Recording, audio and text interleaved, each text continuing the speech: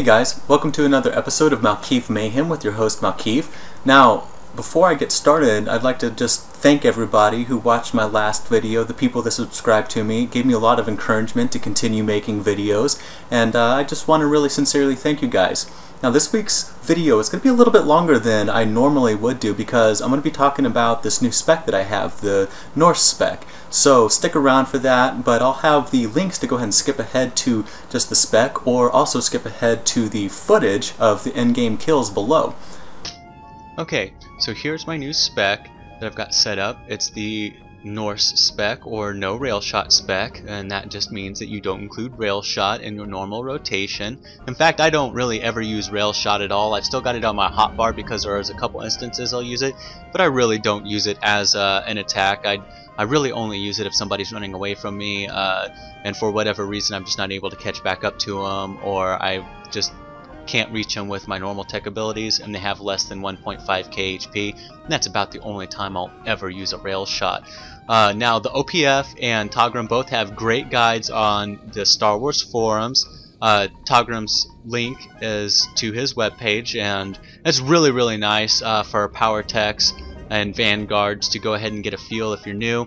The OPF gets a little bit more into the Powertech specs itself, and so you can take a look at others there as well, and I'll go ahead and provide those links in the details part of this video, and I'll go ahead and put the links at the end in the credits here. And I've used the OPF spec here, and what it is, it's an 831-2 spec, and you can just go ahead and take a second to look over the spec here as I have it on my screen. And really the key point in this is whenever you're using the NORS spec, you want to have prototype flamethrower. Each time you use Immolate, Flame Burst, or Flame Sweep, you get a stack of prototype flamethrower. At 5 stacks you can use your flamethrower, and it increases the damage and also applies a 70% movement speed debuff to whatever you're hitting in the cone of your flamethrower. You never want to use flamethrower until you have 5 stacks of prototype flamethrower. Now, if you're standing in the spawn zone waiting for a war zone to start, you can use flame sweep and build up your 5 stacks while you're waiting in the spawn zone.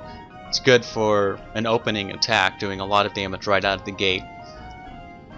As mentioned in the OPF's guide, you have this whole rotation based on 12 seconds, and that's because flamethrower's cooldown is on 12 seconds. Now, the way that I do my rotation is I'll open up with an Immolate, then I'll go ahead and move on to a retractable blade, then after that I do 2 flame bursts. If I have enough heat built up, I'll go ahead and use my rocket punch. That gives me 1.5 seconds to allow my heat to cool down. Rocket Punch is going to do a little bit of damage because we've got Iron Fist here. Now also, I'll go ahead and go back and start using my Flame Burst again. At that point, we'll have 5 stacks of the prototype flamethrower, and I'll go ahead and use my flamethrower on my target. Now there's some things that you can do here. You can stun them with an electro dart, or just hold them down for a second with carbonize. You can also go ahead and pop your burst here, and then once you get done with flamethrower, you can go ahead and start right back into your rotation again.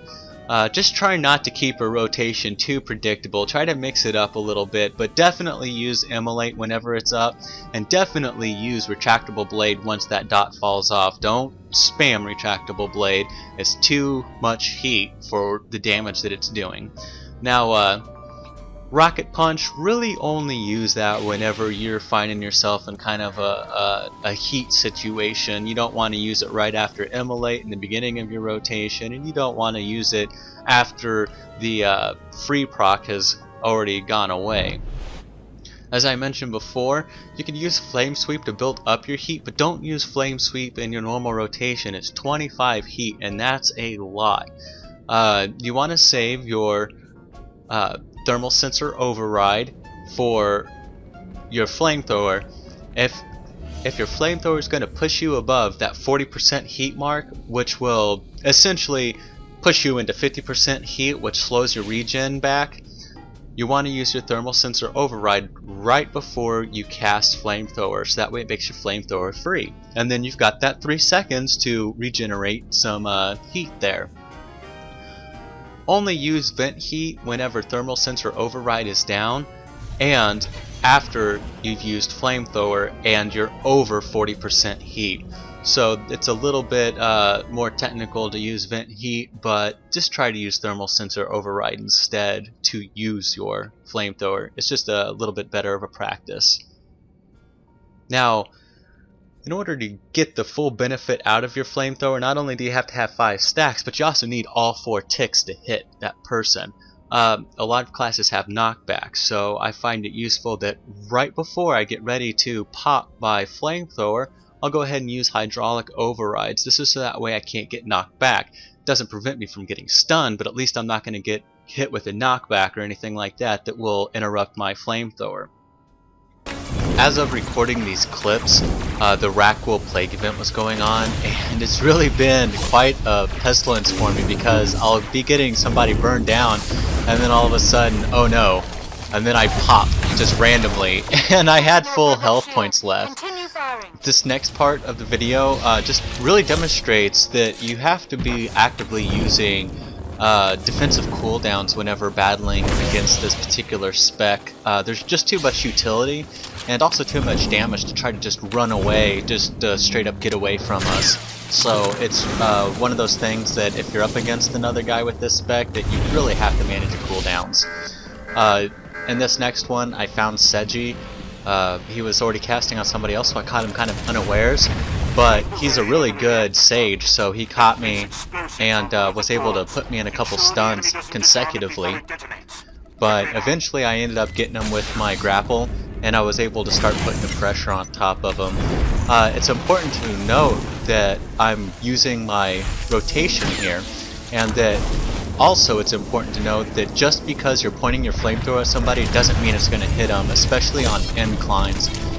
There's just a weird way that the game tracks movement, and so if a player is lagging a little bit or anything like that, you're going to miss them. This fight against Sabe isn't a one-on-one fight, but it is just to reiterate that whenever you're going up against somebody with the no rail shot spec, that you cannot stand still. They will burn you down. It also gives them a chance to use their most powerful ability, which is flamethrower. And as you can see here, I put the pressure on him, and again, he runs around the corner, tries to stand still, and I just use my utility that I have. Put him in a lock, and then I torch him down. Even though he manages to blow me away at the end, I still get him. This fight was really kind of a bizarre occurrence because I usually have extremely hard times with Marauders and with Sentinels. They're just probably the highest DPS whenever it's a 1 versus 1 fight. But as the spec shows, it's unless they outgear you severely and have much more expertise over you, they're not going to kill you because you're just able to do so much damage.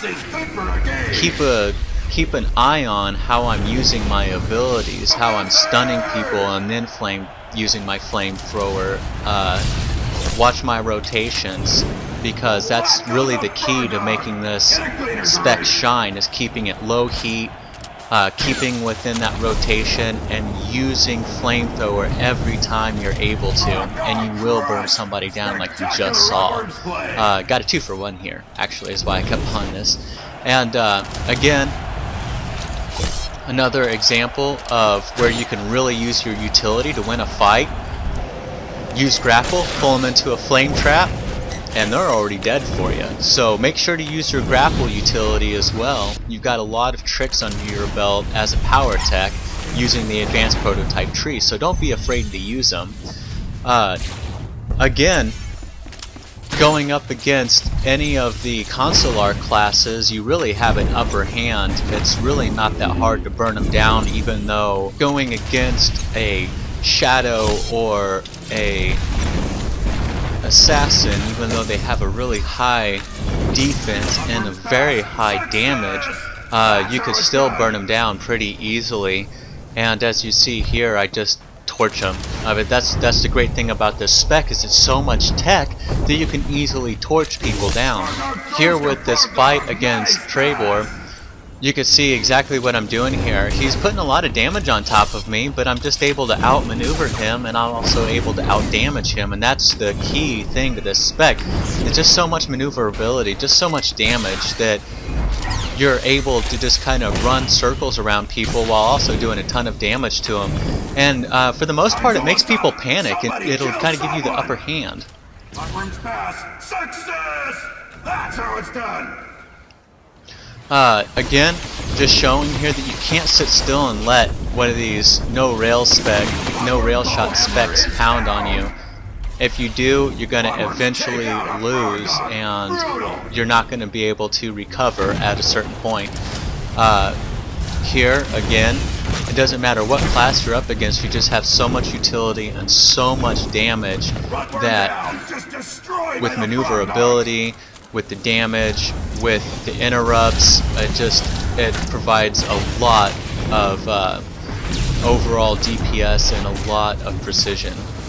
And that concludes this week's episode. Hope you guys have enjoyed yourselves. Let me know in the comments below if you'd like to hear something or see something more than what I'm already putting in the videos. With that, I'll go ahead and say peace. See you guys next week. This is Malkiv Mayhem, and I'm out.